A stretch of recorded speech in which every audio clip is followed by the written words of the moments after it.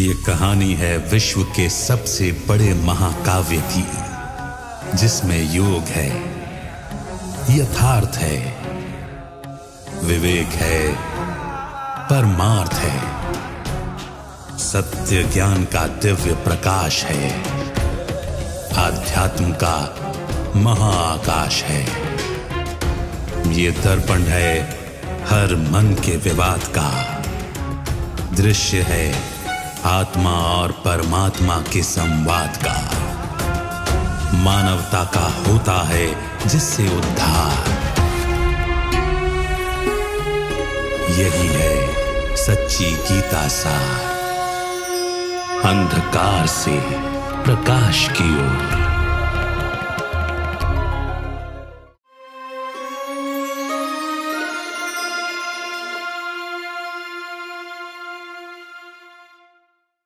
नमस्कार। अंधकार से प्रकाश की ओर सच्ची गीता सार इस कार्यक्रम में आप सभी का स्वागत है। सदियों से भारत में देवियों की मान्यता रही है। संसार में कहीं और इतनी देवियों की उपासना नहीं देखने को मिलती जितनी भारत में देखने को मिलती है। भारत में कहा जाता है, यत्र नार्यस्य पूज्यन्ते रमन्ते तत्र देवता, यानी जहां पर नारियों को पूजनीय स्वरूप में रखा जाता है वहां पर देवताओं का निवास होता है। आज जिस भारत में हम रहते हैं, हमारे आसपास के वातावरण को देखते हैं, क्या नारी की पूजनीय स्थिति है? क्या हमारी मातृशक्ति को वंदना के स्थान पर देखा जाता है? आज के वर्तमान परिस्थिति को देखकर लोग महिला सशक्तिकरण के आवश्यकता को समझते हैं। आइए गीता इसके बारे में क्या कहती है, इस पर चिंतन करते हैं। हमारे साथ स्टूडियो में ब्रह्मा कुमार बृजमोहन भाई हैं। भाई साहब, आपका स्वागत है। ओम शांति। नारी सशक्तिकरण के मिसाल के तौर पर हम अपने अतीत को देखते हैं। हम ये कहते हैं कि भारत में महिलाओं का स्थान हमेशा ऊंचा रहा है, उनको एक पूजनीय स्थान से देखा जाता है। अगर गीता को भी देखा जाए तो गीता को भी माता कहा जाता है, मगर माता कहते हुए हम आगे ही गीता के पन्नों में देखते हैं कि परमात्मा की वंदना के लिए त्वमेव माताश्च पिता स्वमेव कहा जाता है, यानी परमात्मा को ही माता पिता कहा जाता है। तो परमात्मा माता के रूप में भूमिका निभाते हैं। ये बड़ी नई बात सी लगती है। एक हम गीता को भी माता कह रहे हैं और दूसरी जगह अगले ही पन्ने पर परमात्मा को भी माता पिता दोनों कह रहे हैं। देखिए, ये एक बहुत ही गहरा मनोवैज्ञानिक सब्जेक्ट है कि जब हम संतान कहते हैं, हम कहते हैं परमात्मा को आप हमारे पिता हैं, परम पिता हैं, तो संतान के लिए माता भी चाहिए। कोई व्यक्ति बूढ़ा हो जाए, 100 साल का हो जाए, अगर उसने माता को अडॉप्ट नहीं किया, उसके संतान वो पिता नहीं कहला सकता, किसी का पुत्र ही कहलाएगा। इसलिए भगवान कहते हैं कि जब स्त्रियां भी कह रही हैं आप हमारे माता पिता हो, पुरुष भी कह रहे हैं हमारे माता पिता हो, तो आखिर परमात्मा किस रूप में माता है, किसी ने इस बात पर गौर नहीं किया।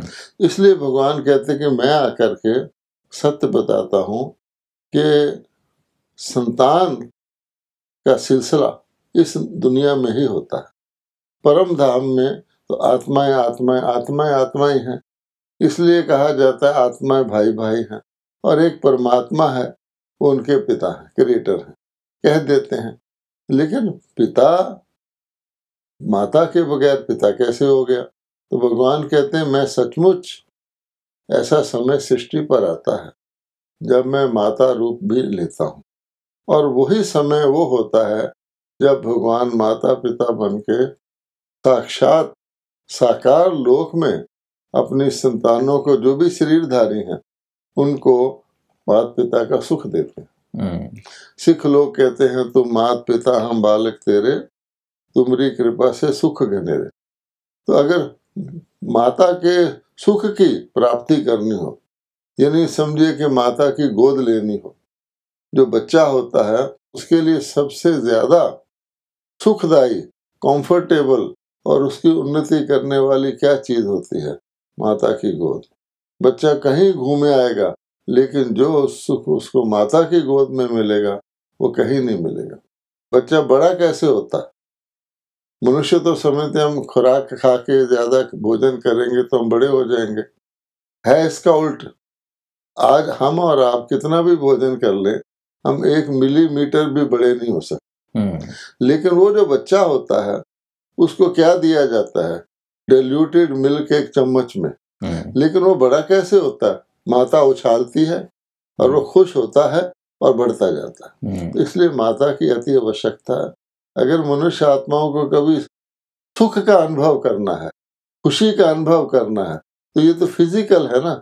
इसलिए भगवान कहते हैं मैं माता का रूप धारण करता हूँ। जैसे गीता को माता कहा जाता है और परमात्मा को माता कहने के बारे में आपने बात कही, तो परमात्मा जब रचते हैं तो वो कैसे रचते हैं? क्योंकि परमात्मा को तो शरीर है नहीं, और ये माता के संबंध में जब वो प्यार देते हैं, जो दुलार करते हैं, माता की गोद मिलती है, तो ऐसे परमात्मा के संबंध में ये कैसा होता है? कौन है जो उनके बच्चे बनते हैं? तो आप देखेंगे कि माता को पिता हमेशा अडॉप्ट करता है। आज तक ये परंपरा चली आती है कि माता उसी घर की नहीं होती, रिश्ते की नहीं होती, पिता उसको अडॉप्ट करता। तो ये सिलसिला भी भगवान कहते हैं मैं शुरू करता हूँ। तो परम पिता परमात्मा जब निराकार रूप से इस धरती पर अवतरित होते हैं साकार रूप में, तो जिस माध्यम शरीर रूपी माध्यम में अवतरित होते हैं उसी को माता कहा गया, और उसका नाम है ब्रह्मा। ब्रह्मा का मतलब ही होता है बड़ी माँ। जैसे लोग कहते हैं ना बड़े बाबूजी कहाँ हैं, तो बड़ी माँ है, तो उसका नाम फिर ब्रह्मा पड़ जाता है। निराकार शिव ब्रह्मा के शरीर में अवतरित होकर के संतानों को अडॉप्ट करते हैं, मनुष्य आत्मा को। अब आपने कहा कि गीता को भी माता कहते हैं। अब गीता माता किस रूप में है? तो ब्रह्मा माता तो बच्चे को जन्म देती है, अलौकिक जन्म देती है, शारीरिक जन्म नहीं है। अब बच्चा है, बच्चा तो बच्चा बन गया, पर भगवान का बच्चा ब्रह्मा के द्वारा 100 साल का व्यक्ति 80 साल का 40 साल का भी बनता है। वो बेबी रूप में नहीं बनता, क्योंकि ये अडॉप्शन है। अब आप देखते हैं कि बच्चे को बाल अमृत पिलाया जाता है, कहा जाता है बाल अमृत उस बच्चे के लिए बहुत आवश्यक होता है। तो वास्तव में गीता को हम दूध कह दें या अमृत कह दें, या तो बच्चे वो है, उसके द्वारा बच्चे की वृद्धि होती है, पालना होती है, और इसीलिए हम गीता को माता कहते हैं। और अमृत जो पिलाया गया उसका फिर यादगार गंगा के रूप में, गंगा के पानी को अमृत कहते हैं, आदि आदि है ना, वो है। जैसे हम ये देखते आए हैं कि भारत में शक्तियों की उपासना है, देवियों की उपासना है, देवियों को शिव शक्तियां कहा जाता है। ऐसे में शिव शक्तियों का क्या संबंध है भगवान से? उनकी पूजा होती है, साल में 2 बार नवरात्रि मनाते हैं, और आज भी भारत में बहुत जोरों शोरों से लोग मानते हैं देवियों को। तो ऐसे क्या कर्तव्य हैं जो परमात्मा से उनको जोड़ती हैं? अब अगे देखिए, उनको मातृशक्ति कहते हैं। अब चाहे देवियां कुमारी हों, बहुत सी देवियां जिनका पूजन होता है वो कुमारियां, अगर वो अदर कुमारियां भी थीं तो भगवान उनको, सब लोग उसको कुमारी भी कहते हैं और माँ भी कहते हैं। माँ के रूप से इतना पूजन देवियों का होता है। तो अब भगवान कहते हैं कि माता का काम क्या होता है? कहा गया उसको शक्ति, अर्थात माँ अपनी शक्ति अपने बच्चे को देती है। तो इसलिए भगवान कहते हैं वो किस तरीके से देती है। तो इसलिए जो अगर आप देवियों का ओरिजिन देखेंगे तो उसका भी स्मारक गाया गया है कि जिसको हम कह रहे हैं ज्ञान अमृत या ज्ञान घृत या ज्ञान दूध कह लीजिए, उसकी ओरिजिन कहाँ होती है कि शिव की जटा से गंगा माता निकलती है, और शिव जो है वो परमपिता परमात्मा है। परमात्मा गीता का भगवान है, क्योंकि शिव को ही परमात्मा कहते हैं और किसी को कहते नहीं। लेकिन वो शिव को ना जानने के कारण उन्होंने शंकर की जटाएं दिखा दी, क्योंकि शिव निराकार के तो जटा है नहीं। तो उस शिव शक्तियां या मातृशक्ति वही जो भगवान नई दुनिया रचते हैं उसकी जो संतानें पुत्र पुत्रियां हैं उनका पालन करते हैं, सृजन करते हैं। तो शिव शक्तियों का परमात्मा के साथ ये संबंध है कि वो परमात्मा से निकलती, परमात्मा से शक्तियां लेती हैं, तब वो शिव शक्तियां बनती हैं। हाँ, और क्योंकि पहले तो नारी अबला ही गिनी जाती है, तो भगवान के लिए कहा जाता है अबला को सबला बनाने वाला, अहल्या को पत्थर से जीवित करने वाला, ऐसे कहा जाता है ना। तो वास्तव में उसका यादगार, और फिर शक्तियों के जो विशेषताएं होती हैं, जैसे आप देखते हैं किसी चीज में बहुत सारी शक्तियां चाहिए, उस आधार पर उन शक्तियों के नाम रख दिए जाते हैं। जैसे सरस्वती है, लक्ष्मी है, दुर्गा है। अगर तीन को ही ले लें तो जैसे परमात्मा कहते हैं मैं 3 पुरुष माध्यमों के द्वारा स्थापना पालना विनाश करता हूँ। ब्रह्मा जी के द्वारा स्थापना करते हैं, अब ब्रह्मा जी के साथ सरस्वती भी दिखाई जाती है। तो ब्रह्मा जी के द्वारा भी भगवान ज्ञान सुनाते हैं, और उसी ज्ञान को सरस्वती धारण करके शिव शक्ति के रूप में देती है। तो आज तक भी उसका नाम गॉडेस ऑफ विजडम है। अच्छा, फिर दूसरी चीज व्यक्ति को क्या चाहिए? दुनिया के अंदर सफल होने के लिए बुद्धि चाहिए, धन चाहिए और बहुत शक्ति चाहिए। तो बुद्धि के लिए सरस्वती जी हैं, धन हर प्रकार के धन के लिए लक्ष्मी जी हैं, नाम ही उनका धन लक्ष्मी है, और शक्ति के लिए दुर्गा। और ऐसी शक्ति जो सिंह पर बैठी है, यानी सिंह के आसन, कोई शेर को आसन बना ले तो शेर से भी ताकतवर हो गया, इसलिए सिंह आसन शब्द निकला है। और सिंह आसन पे राजा बैठता है, राजा का सिंहासन कहते हैं। ये सारी बातें लिंक है। तो ब्रह्मा विष्णु शंकर के जो दूसरा रूप है वो है सरस्वती, लक्ष्मी और दुर्गा। फिर उनकी अनेक देवियां। बिल्कुल। अब जैसे माताओं के गायन की बात होती है, आप उदाहरण के स्वरूप कह रहे थे कि शिव शक्तियां ही ज्ञान गंगाएं हैं, तो इसलिए गंगा को भी गंगा मैया कहा जाता है और माता कह के नदियों की पूजा की जाती है। हाँ बिल्कुल। और आप देखेंगे, आप हरिद्वार में जाएंगे, गंगा देवी का बकायदा देवी के रूप में मंदिर। और ये मंदिर के रूप में लोग देवियों को पूजते हैं, तो उनके कर्तव्य भी कुछ ऐसे होंगे जिसके कारण उनकी आज इतनी पूजा होती है, इतनी वंदना है। यानी मोटे रूप से तो उन्होंने नदी के रूप में दिखाया गया है, ताकि उनका नाम जो है सदा रहे। कहते हैं नदियों के नाम से नाम सदा रहता है। तो हर नदी का नाम भारत की देवी पर है।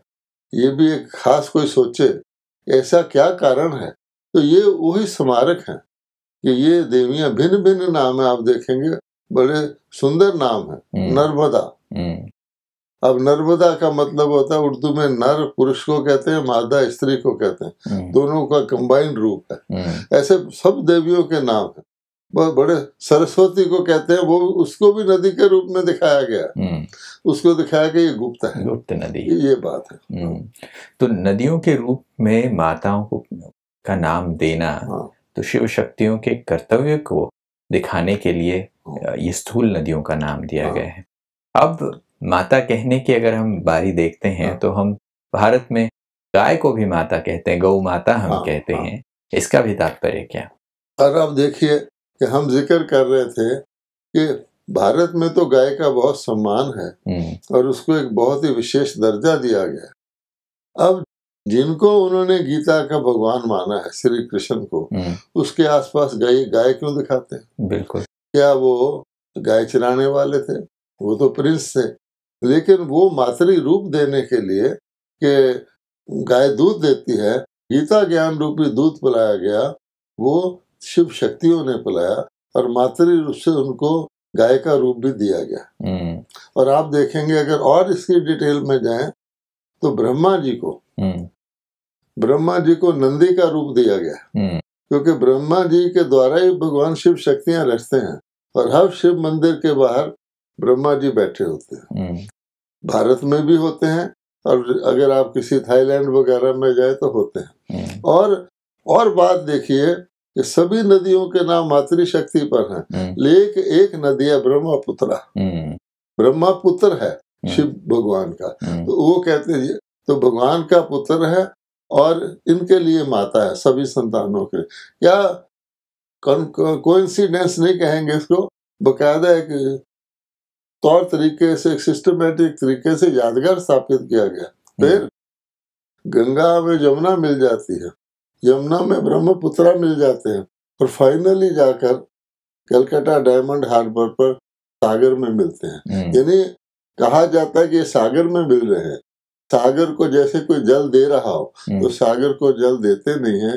हर व्यक्ति जानता है, पढ़ा लिखा, कि जितना भी जल नदियों में आता है वो बारिश के द्वारा, एवेपोरेशन के द्वारा पहाड़ों में बर्फ जमती है, होता नदियों सागर का ही जल है, तो उसको वापस सारी शुद्ध जल भगवान देता है।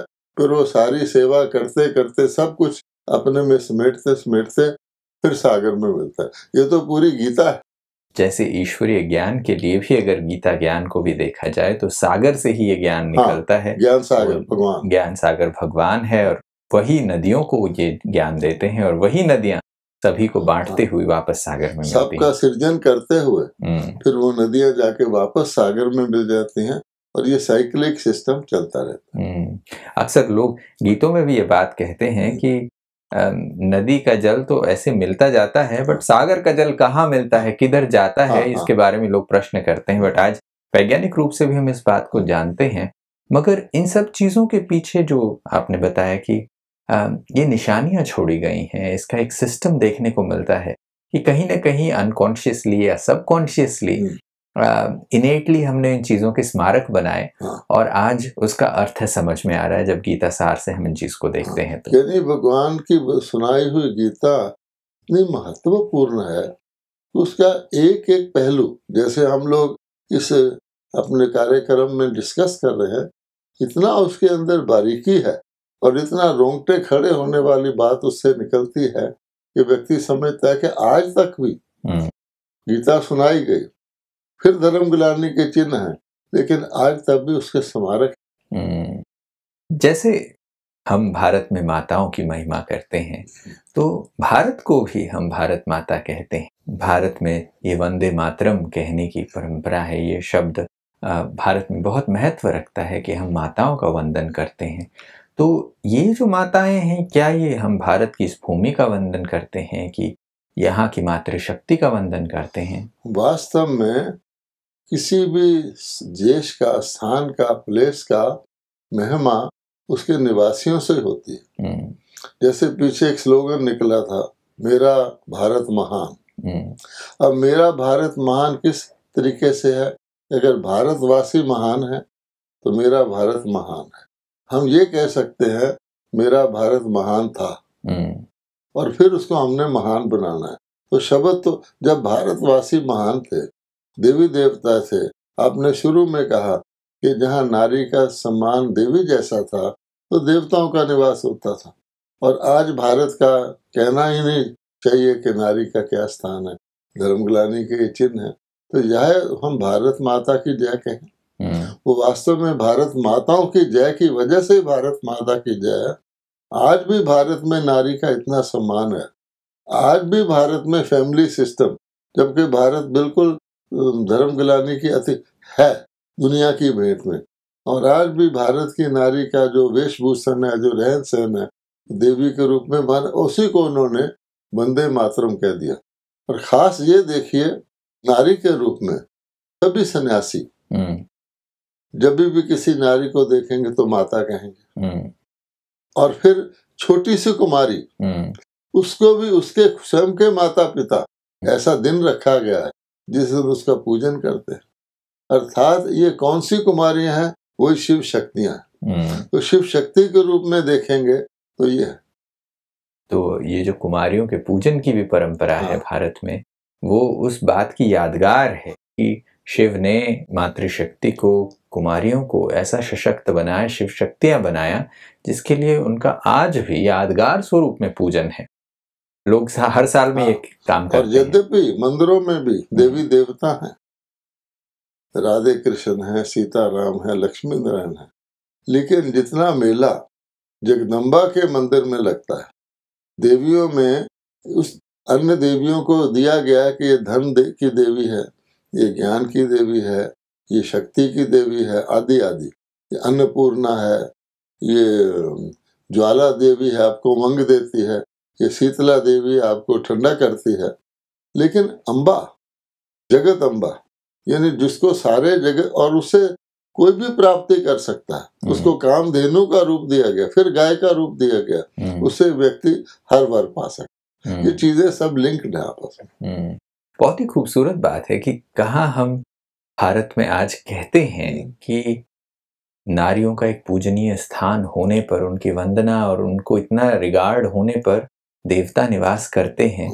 ये एक स्टेटमेंट बताता है कि भारत एक समय पर देवभूमि था। वो इसलिए था कि उस समय पर नारी का इतना ज़्यादा सम्मान था, और आज हम वहाँ नहीं हैं। इसका कारण ये है कि हम वर्तमान परिस्थितियों में देखते हैं कि नारी का न सम्मान है, न सुरक्षा है, और धर्मग्लानि के चिन्ह है। जब मनुष्य मनोविकारों से पीड़ित हैं तो वो एक दूसरे का शोषण वास्तव में धर्मग्लानि को अगर एक शब्द में कहा जाए तो ये गीता के भगवान के शब्द हैं कि मैंने भारत को शिवालय बनाया था।